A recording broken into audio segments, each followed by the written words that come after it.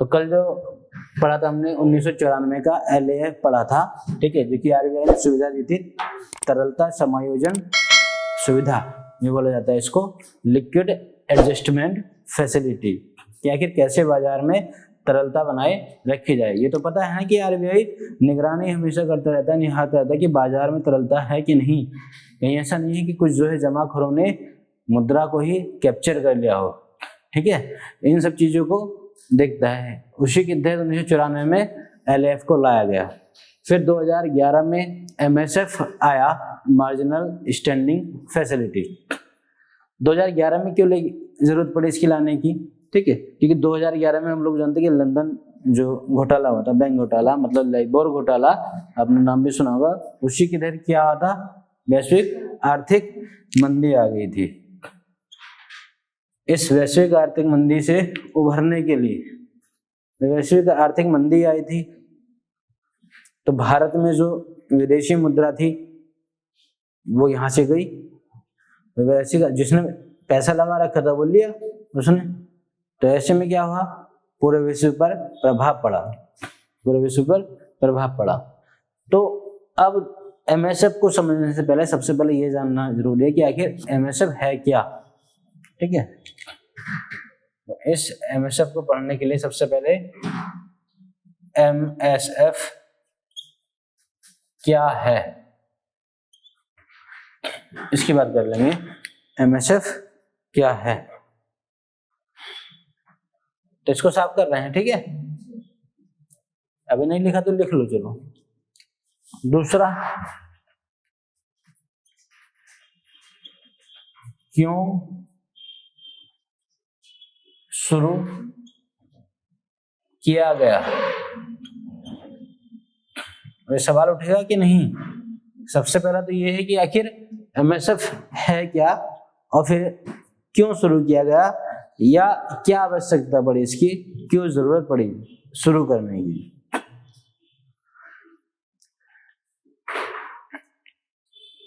तो MSF है क्या, अगर इसकी बात करें तो जिन बैंकों के पास सरकारी प्रतिभूति के अतिरिक्त, अगर सरकारी प्रतिभूति है उसके पास अगर अतिरिक्त सरकारी प्रतिभूति है, तो जिस बैंक के पास या जिन बैंकों के पास क्या है, अतिरिक्त सरकारी प्रतिभूति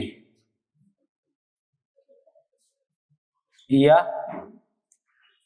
यही लिख देते हैं परिसंपत्ति है, भाई जिन बैंकों के पास अतिरिक्त सरकारी प्रतिभूति है या परिसंपत्ति है, तो वो बैंक उन अतिरिक्त प्रतिभूतियों के धरोहर के आधार पर, ठीक है, या उनके आधार पर क्या ले सकता है, RBI से, हाँ, रेपो लोन ले सकता है, ठीक है, कल पढ़ा था ना, RBI से रेपो लोन ले सकता है परिसंपत्ति के धरोहर के आधार पर।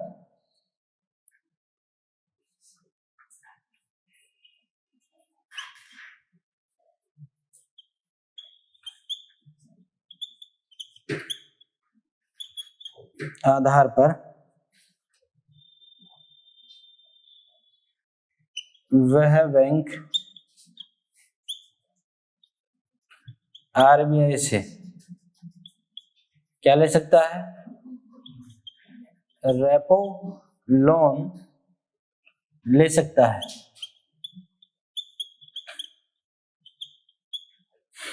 रेपो लोन ले सकता है, ठीक है।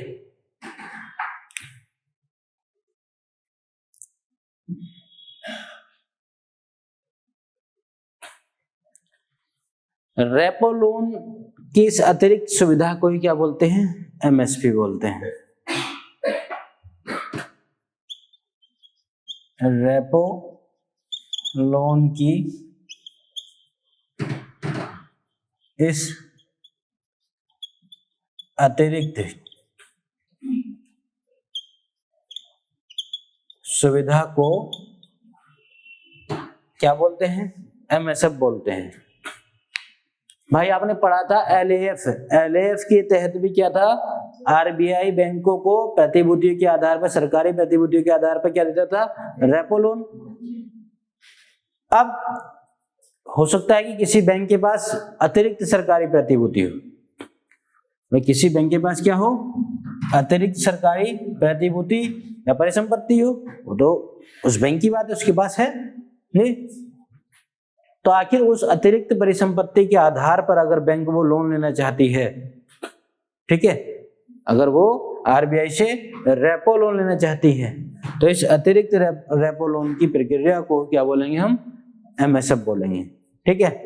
अब चूंकि अतिरिक्त है तो ब्याज दर भी क्या है? आरबीआई इस पे अलग लगाती है, रेपो रेट से अलग रहती है।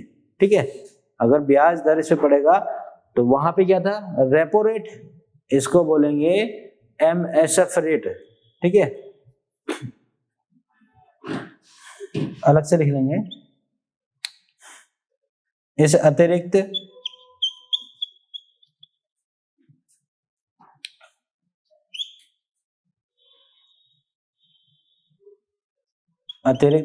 ऋण ब्याज की दर को क्या बोलेंगे? MSF rate. ठीक है, एमएसएफ रेट बोलेंगे।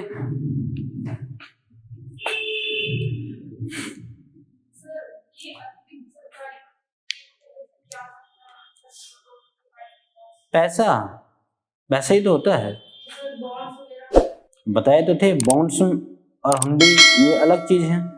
प्रतिभूति आरबीआई ने बोला था कि जो आपके पास धनराशि है, ठीक है, जो परिसंपत्ति है या धनराशि है, उसी को आप क्या परिसंपत्ति मानेंगे। जो आपके पास ब्याज या ऋण दे रहे हैं, जो उससे पैसा आ रहा है ब्याज दर, उसी को परिसंपत्ति मानेंगे। ठीक है, खैर वो बात में है। आप अगर उसको समझना चाह रही हैं तो आप कोई वीडियो देख सकती हैं, पहले बनी हुई है इन पे वीडियो, है ना। तो वो तो बहुत बैकग्राउंड में जाना पड़ेगा उसके लिए, सारी चीज वही, तभी तो बताते कि हम लोग रिवीजन करते रहा करो। ठीक है, कितने लोग ऐसे हैं जो प्रतिभूति नहीं समझ पा रहे? अब भी हाथ उठाओ जरा, समझ पा रहे कि नहीं? हाँ, उठा देते तो अभी मैं इधर से उठा लेता। हाँ, फर्जी बात है ना तुम्हारी। तो स्पेशल क्लास भी बनी कि नहीं इस पे? तो अतिरिक्त ऋण ब्याज की दर को आप क्या बोलेंगे? MSF rate. अब सामान्यतः क्या है भाई, एक बैंक को, अब सोच के देखिए जरा, कोई अगर आप बैंक से किसी लोन लेते हो तो आपकी साख के आधार पर बैंक लोन ले देती है। उसके बाद आपने सोचा एक बार और लोन मिल जाए, तो ऐसे में बैंक कुछ तो फायदा लेगी कि भाई आप ही हो क्या दुनिया में, जो आप ही इतने थोड़ी ना अच्छे हो बैंक के लिए कस्टमर कि आपको लोन देती रहे बैंक, तो बैंक कुछ तो उससे फायदा लेगी। तो हो सकता है बैंक ब्याज बढ़ा दे, हो सकता है बैंक ब्याज दर बढ़ा दे। ठीक इसी तरह से यहां भी होता है। तो रेपो रेट,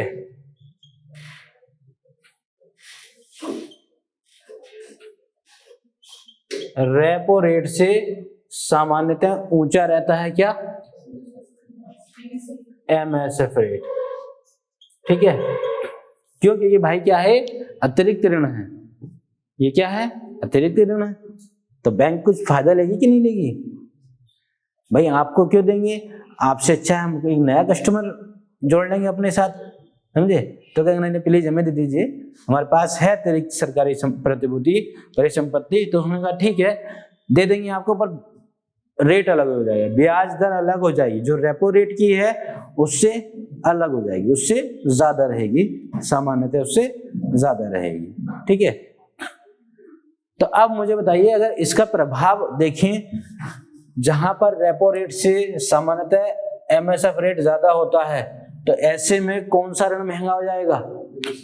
एमएसएफ। ठीक है, तो सामान्यतः क्या है?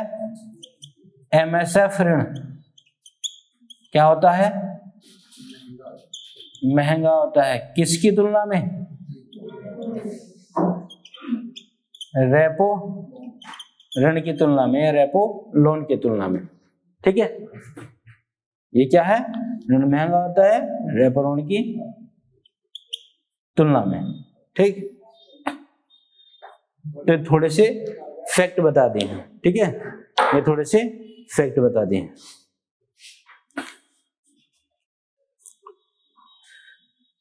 तो समझ लिए कि आखिर एमएसएफ क्या है, समझ लिए कि नहीं? जब बुलाओ उनको जितने बाहर खड़े हैं।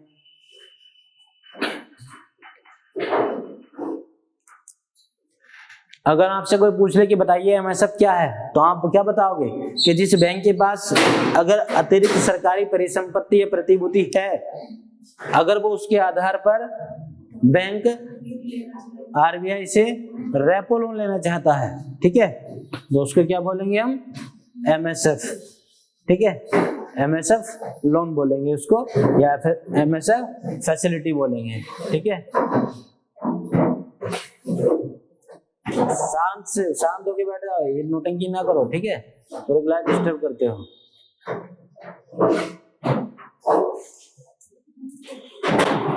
यहाँ जाइए तेजी से। ऋण की अगर दर की बात करें, ब्याज दर की बात करें, ऋण पर, अतिरिक्त ऋण पर ब्याज दर की बात करें, तो इसको बोलते हैं एमएसएफ रेट। ठीक है, और एमएसएफ रेट सामान्यतः किससे बड़ा होता है? रेपो रेट से। ठीक है, इसका मतलब ये है कि कहीं ना कहीं एमएसएफ ऋण जो है महंगा हो जाता है रेपो लोन से। ठीक है, तो लिख लीजिए इसमें एमएसएफ क्या है, लिखिए तेजी से लिखेंगे। जिन बैंकों के पास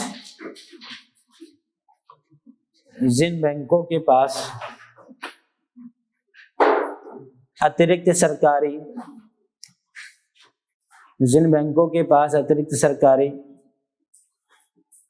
परिसंपत्तियां या प्रतिभूतियां होती हैं, जिन बैंकों के पास अतिरिक्त सरकारी परिसंपत्तियां या प्रतिभूतियां होती हैं, वो उन अतिरिक्त प्रतिभूतियों के धरोहर के रूप में,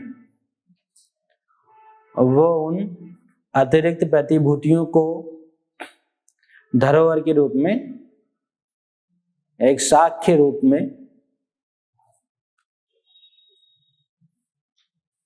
रखकर आरबीआई से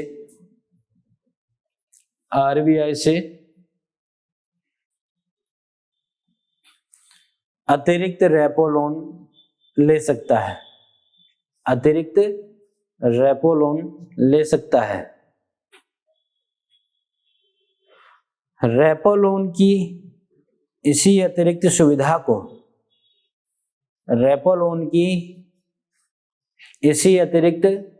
सुविधा को एमएसएफ मतलब मार्जिनल स्टैंडिंग फैसिलिटी कहते हैं।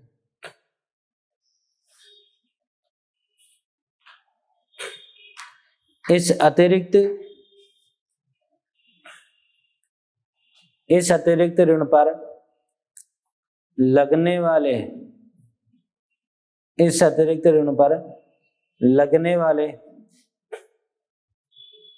ब्याज की दर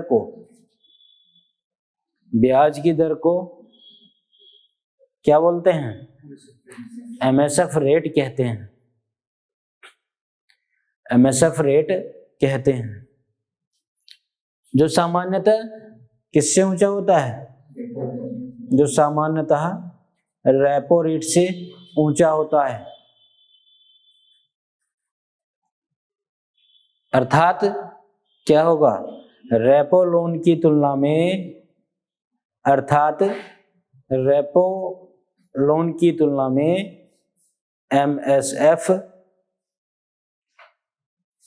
एमएसएफ महंगा ऋण है। क्या है? महंगा ऋण है।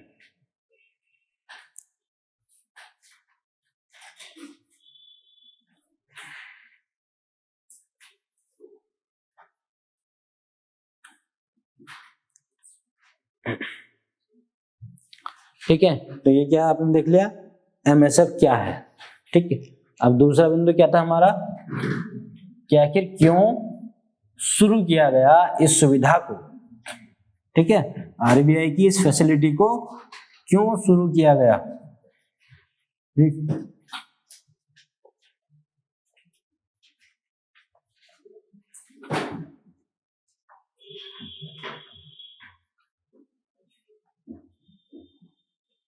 तब बात कर लेंगे कि आखिर क्यों शुरू किया गया।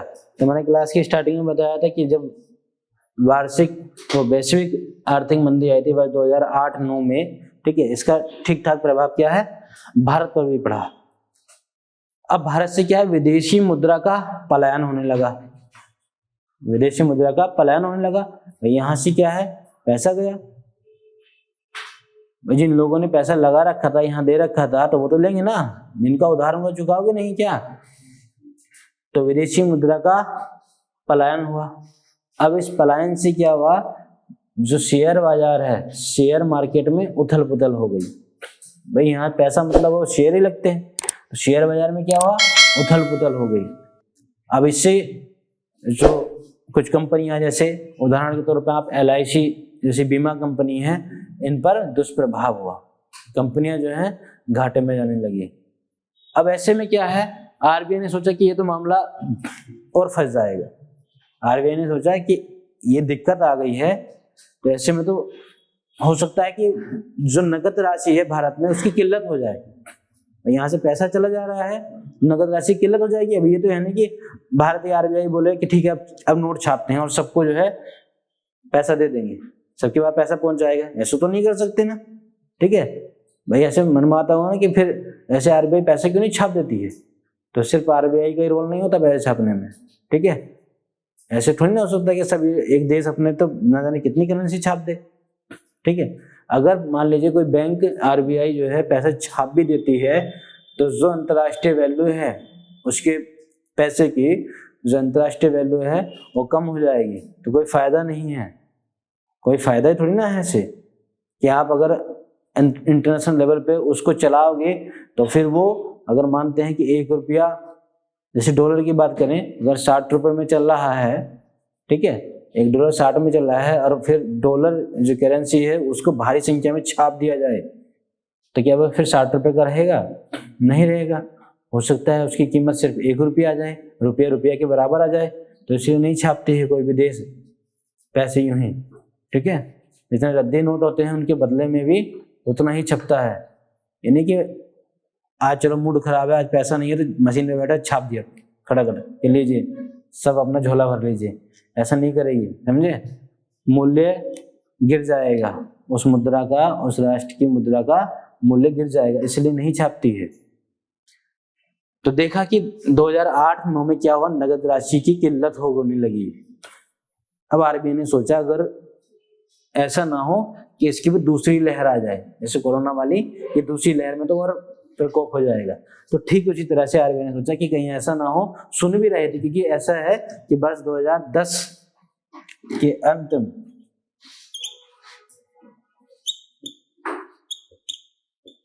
हुआ, 2011 की शुरुआत में सुना भी जा रहा था कि कहीं ऐसा ना हो फिर से जो है विदेशी मुद्रा का पलायन हो जाए। तो ऐसे में क्या होगा, पूरी तरह से भारत की अर्थव्यवस्था टूट जाएगी कि नहीं, चरमरा जाएगी, नगद राशि की किल्लत हो जाएगी, फिर ना तो LAF कैसे काम का रहेगा, और फिर इसके बारे में सोचा नहीं था अभी। तो फिर क्यों ना आरबीआई ने 2011 में MSF की शुरुआत की गई, ऑफर दिए गए, ये ऑफर ही तो है, ये ऑफर ही तो है। अगर आपको कोई बैंक एक लोन देने के बाद में कहता है कि एक लोन और ले लीजिए, तो आपको कोई दिक्कत नहीं, थोड़ी सी ब्याज लगेगी बस एक्स्ट्रा, 1% की ब्याज लगेगी, तो आपको कोई दिक्कत नहीं, यार लाओ तो तुम, क्योंकि उसको पता है कि अगर हमारा पैसा आ जाएगा तो कुछ ना कुछ तो उत्पादन करेंगे, क्षमता बढ़ेगी और उससे पैसा बनाया जाएगा, यही तो होता। और जब आपके पास कोई पैसा ही नहीं है तो कुछ रोजगार खड़ा करोगे नहीं, आपके पास पैसा होगा, निवेश कर रहे हो आप, तो रोजगार अपना बढ़ा लोगे, और उससे उत्पादन जो करोगे उससे पैसा तो आएगा। सर्विसेज आप दोगे, सर्विसेज भी तो एक उत्पादन ही है, आप किसी को सेवा दे रहे हो तो उसके बदले में पैसा तो लोगे कि नहीं। तो यही क्या है, MSF को लाया गया वर्ष 2011 में, अब ऐसे में क्या हुआ, बैंकों को अतिरिक्त रेपो लोन मिलने लगा, ठीक है। तो वजह यही है कि 2008-9 की वैश्विक आर्थिक मंदी को देखते हुए भारत पर, ये भारत की कंपनियों पर, जैसे कि LIC बीमा कंपनी है, इन पर अब ये भारत में नगद राशि की किल्लत ना हो, इसको देखते हुए फिर लाया गया RBI द्वारा MSF को वर्ष 2011 में, ठीक है। तो ये समझ में आया क्यों शुरू की गई, तो ये लिख लेंगे इसके बारे में।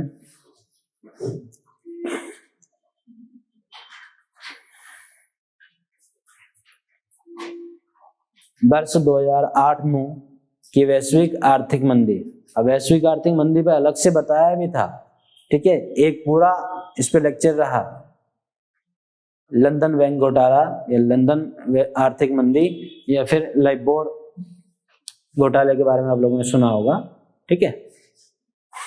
तो बस 2008-9 की वैश्विक आर्थिक मंदी के कारण, वर्ष 2008-9 की वैश्विक आर्थिक मंदी के कारण कुछ मात्रा में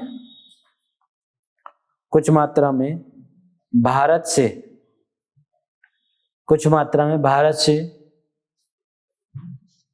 विदेशी पूंजी का पलायन हुआ था, भारत से विदेशी पूंजी का पलायन हुआ था, जैसे शेयर बाजार में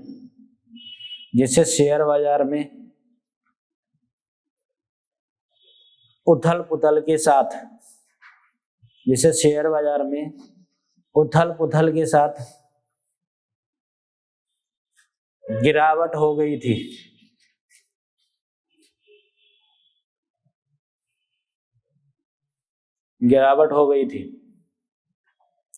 इस गिरावट के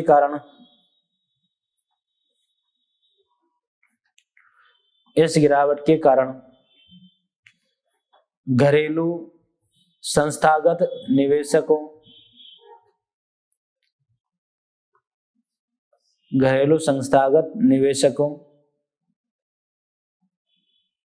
जैसे LIC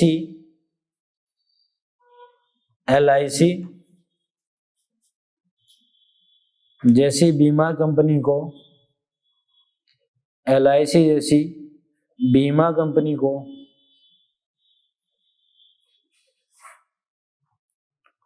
नुकसान हुआ था। जैसे LIC है, LIC की तरह और भी अन्य बीमा कंपनी है, इनको क्या हुआ था, नुकसान हुआ था। पैरा चेंज करके लिख लेंगे इसी में। वर्ष 2010 के अंतिम महीनों में और वर्ष 2011 के शुरुआती महीनों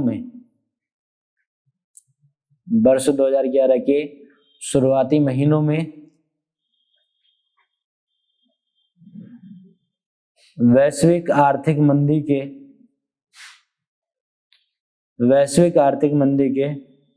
दोबारा उभरने की प्रवृत्ति दिख रही थी। वैश्विक आर्थिक मंदी के दोबारा उभरने की प्रवृत्ति दिख रही थी।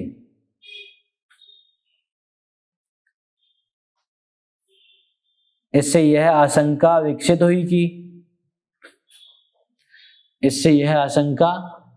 हुई कि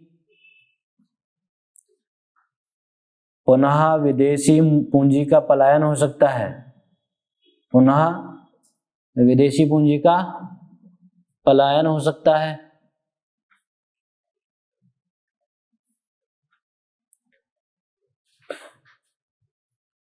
जिससे भारत में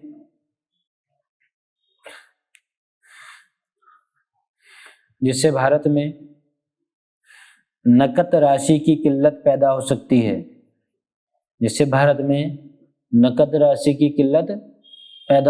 है।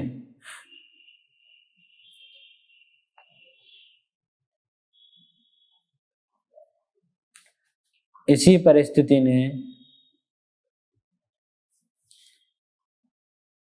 परिस्थिति ने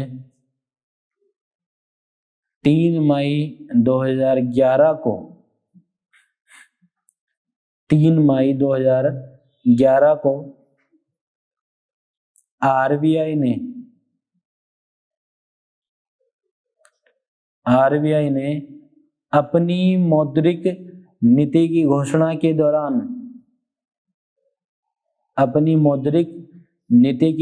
के दौरान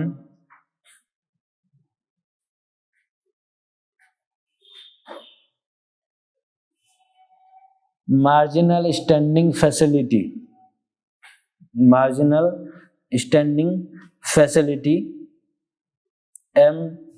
MSF शुरू करने की घोषणा की।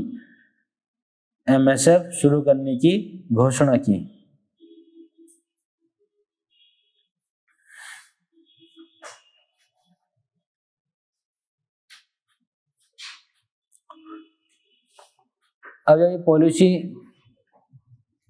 लागू की, फैसिलिटी दी, तो इसी फैसिलिटी में बोला कि जो रेपो लोन है, रेपो रेट है आरबीआई का, उसी को जो है हम पॉलिसी रेट मानेंगे। ठीक है, तो एक लाइन और लिख लीजिए इसमें। 3 मई 2011 को ही आरबीआई ने यह भी कहा कि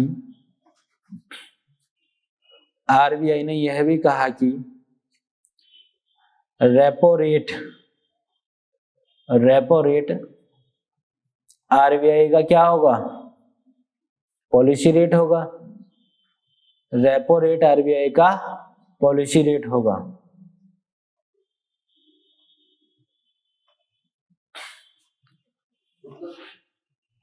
आगे लिखिए, यह भी कहा कि, अगला बिंदु करके लिख लो, यह भी कहा कि रेपो रेट को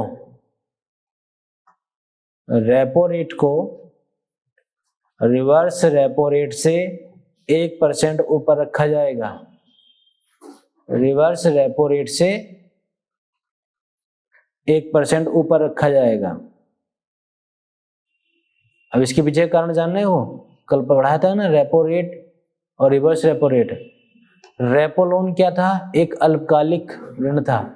इसका मतलब यह है कि अगर आप बैंक से कुछ समय के लिए लोन लोगे तो उससे ब्याज ले रहा है, अतिरिक्त 1% का ब्याज ले रहा है। ठीक है, रिवर्स लेंगे आप, रिवर्स रेपो लोन लेंगे तो उस पर उतना ही रहेगा जो निर्धारित किया है, 1% कम रहेगा। ठीक है, तो शॉर्ट टर्म लोन जो है, देखिए रेपो लोन है, उसके लिए क्या आरबीआई ने बोल दिया कि रिवर्स रेपो लोन से 1% महंगी ब्याज दर होगी। ठीक है, 1% महंगी ब्याज दर होगी। तीसरा बिंदु इसी में लिखेंगे, साथ ही यह भी कहा कि, अब क्या बचा हमारे पास? एमएसएफ रेट बचा ना, तो साथ ही यह भी कहा कि एमएसएफ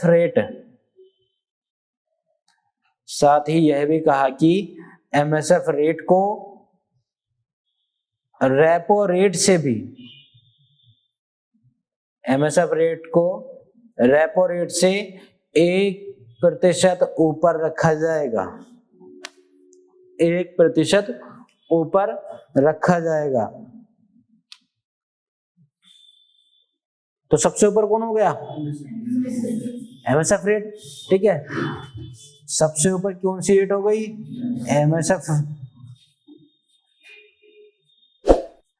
एमएसएफ रेट।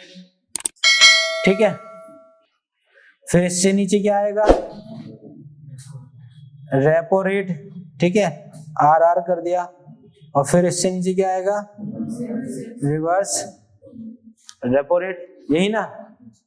तो क्या बोला आरबीआई ने कि रिवर्स रेपो रेट से रेपो रेट कितना अधिक होगा? 1%। 1%। रेपो रेट से एमएसएफ रेट कितना अधिक होगा? 1%। ठीक है, 1%। और यही बोला था आरबीआई ने, यही फिर एमएसएफ रेट क्या हो जाएगा? Bank rate. ठीक है, ये बैंक रेट हो जाएगा। बैंक रेट ही बताएंगे क्या है, बैंक रेट हो जाएगा। तो आप मुझे बताइए इसमें महंगा ऋण कौन सा है? एमएसएफ है सबसे महंगा, ठीक है, यही तो है। उससे महंगा क्या है? रेपो रेट, रेपो लोन, ठीक है, और फिर रिवर्स, ठीक है। हमने पढ़ा था, अंतर भी कर पा रहे हो कि नहीं? पूछ लूं अंतर किसी से भी? हाँ या ना बोलो जल्दी। रिवर्स रेपो लोन क्या था? एक अल्पकालिक नहीं था, हालांकि इसके निर्धारित दिन तो थे, निर्धारित तिथि तो थी, पर अल्पकालिक नहीं था, ठीक है। इसलिए क्या है, इसमें थोड़ा रिलैक्सेशन था। और जो आप बैंक से कुछ समय के लिए अल्पकालिक ऋण की बात करेंगे, इसका मतलब क्या है? उसमें समय कम, इसका मतलब क्या है? बैंक का मुनाफा कम, यही ना बात हुई। ज्यादा समय के लिए रहेगा तो बैंक का फायदा होगा कि नहीं होगा? फायदा होगा। कम समय के लिए बैंक का कम फायदा। तो इस फायदे को पूरा करने के लिए बैंक क्या करती है? ब्याज दर बढ़ा देती है, ठीक है। इसलिए आप अगर कम समय के लिए बैंक से लोन लोगे तो उसकी किस्त भी ज्यादा हो जाएगी, होगी कि नहीं होगी? किस्त ज्यादा होगी, ठीक है, छोटा अगर आप लोन लोगे। इसी तरह से अगर रेपो लोन को देखें, जिसके पास, जिस बैंक के पास सरकारी प्रतिभूति, अतिरिक्त सरकारी प्रतिभूति हैं, उसको एमएसएफ फैसिलिटी दी गई थी। इसका मतलब क्या है कि एक लोन तो ले लिया उसने, अब दूसरा वो लेना चाह रहा है। एक लोन तो ले लिया, दूसरा वो लेना चाह रहा है। तो जब एक व्यक्ति को लोन को दे देती है बैंक, दूसरा लोन देगी तो उसमें दिक्कत आएगी नहीं? तो वो कहेगी ठीक है भाई, अगर आप दूसरा लोन लेना चाह रहे हो तो ले लीजिए, मगर हमारा भी तो कुछ फायदा बताइए। तो बैंक ने कहा कि आपसे 1% ज्यादा ब्याज लिया जाएगा। किससे? रेपो लोन से 1% ज्यादा। तो कस्टमर कह रहा है, बैंक कह रही है कि भाई रेपो लोन तो ये है ही, एक्स्ट्रा रेपो लोन है। कि हाँ, तभी तो लिया जा रहा है, तभी तो लिया जा रहा है भाई। अगर हम आपकी जगह एक दूसरा नया कस्टमर जोड़े तो एक नया कस्टमर हो जाएगा, हमारे लिए बेनिफिट है, ठीक है। और आप ही को देना चाह रहे हैं हम, और आप हमसे भाई एमएसएफ की फैसिलिटी के थ्रू एक्स्ट्रा रेपो लोन लेना चाह रहे हो, तो इसका कुछ तो कर्ज अदा करोगे, तो 1% और बढ़ा देता है। इसलिए क्या हो जाता है? एमएसएफ बराबर हो जाता है बैंक रेट के, ठीक है। एमएसएफ बराबर हो जाता है बैंक रेट के। इसमें लिखो पहले जरा, एक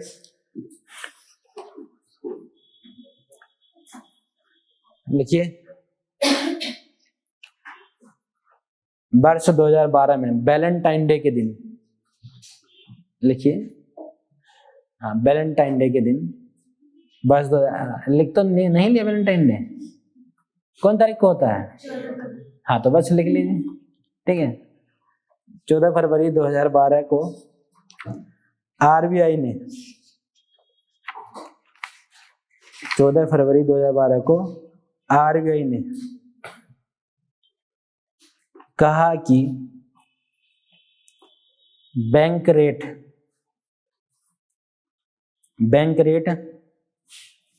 किसके बराबर होगा?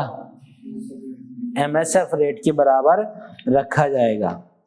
बैंक रेट एमएसएफ रेट के बराबर रखा जाएगा।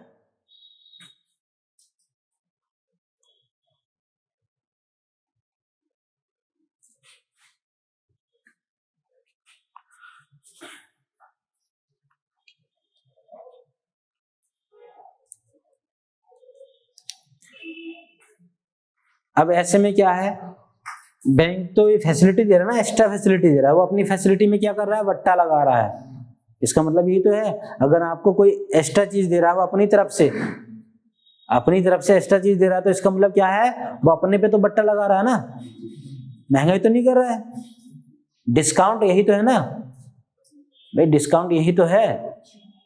तो अगर वो बैंकों के प्रतिभूतियों के आधार पर, जो बैंक ने प्रतिभूति पेश की है उनके आधार पर, अगर वो बट्टा या डिस्काउंट देती है आरबीआई, ठीक है, आरबीआई डिस्काउंट देती है, कहने का मतलब है कि दूसरी बार पुनः जो है उनको लोन लेने के लिए सहमति दे देती है, ठीक है। और जिस दर पे वो सहमति देती है, जिस दर पे वादा होता है, वही है हमारी बैंक रेट, ठीक है, वही बैंक रेट है। इसको अलग से डिटेल नहीं पढ़ेंगे, फिलहाल इतना ही इसके लिए पर्याप्त है, ठीक है। तो इसमें लिख लीजिए तो बना लिया ना, ये बनाया कि नहीं ये, अच्छा ठीक है। अब क्या है, आरबीआई जैसे जैसे समय बीतता गया तो थोड़ा परिवर्तन भी करती रही पॉलिसी में, ऐसा नहीं कि पॉलिसी वही तटस्थ रही, थोड़ा परिवर्तन भी किया। तो वर्ष 2016 में आ गए, 2011 से ये सब घटनाएं वैलेंटाइन डे के आसपास ही होती हैं, ठीक है। तो आप थोड़ा वही लिखेंगे। तो फरवरी 2016 क्यों, क्योंकि भाई बजट ही पेश होता ना, तो सारा तो कुछ देखना पड़ता है। मार्च का महीना तो इसी में निकल जाता है, अप्रैल में अपना शुरुआत होती है ने? तो फरवरी 2016 में आरबीआई ने, फरवरी 2016 में आरबीआई ने यह घोषणा की, आरबीआई ने यह घोषणा की कि रेपो रेट में और रिवर्स रेपो रेट और रिवर्स रेपो रेट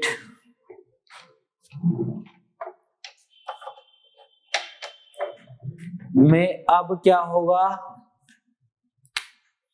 आधे प्रतिशत 0.5% का ही अंतर रखा जाएगा।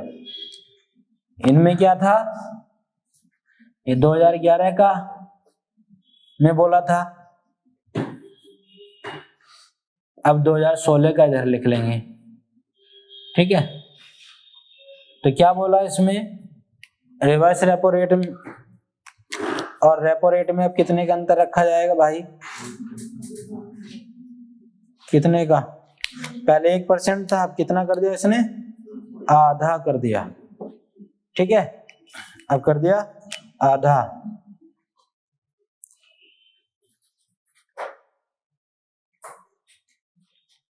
ठीक है, अब आधा कर दिया। और इस उद्देश्य की प्राप्ति के लिए, आगे लिखिए इसी में, और इस उद्देश्य की प्राप्ति के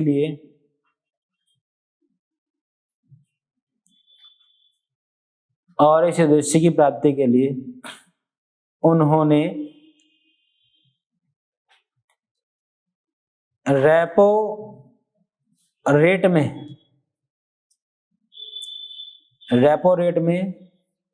0.25% की कटौती की,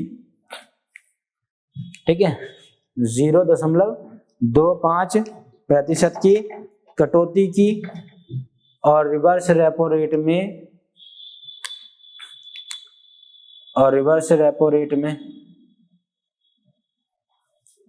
0.25% की वृद्धि की।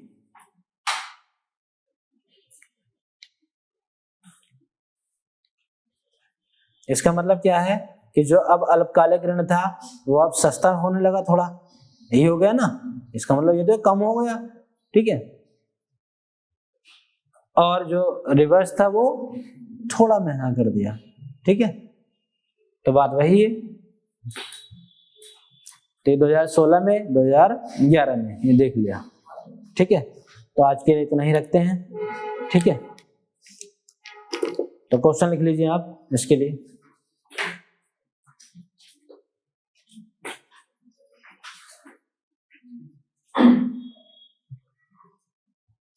वैश्विक आर्थिक मंदी ने, वर्ष 2008-9 की वैश्विक आर्थिक मंदी ने, वर्ष 2008-9 की वैश्विक आर्थिक मंदी ने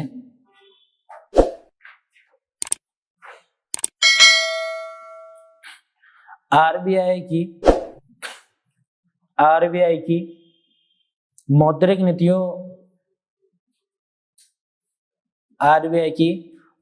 नीतियों पर क्या प्रभाव डाला, आरबीआई की मौद्रिक नीति पर क्या प्रभाव डाला, ठीक है।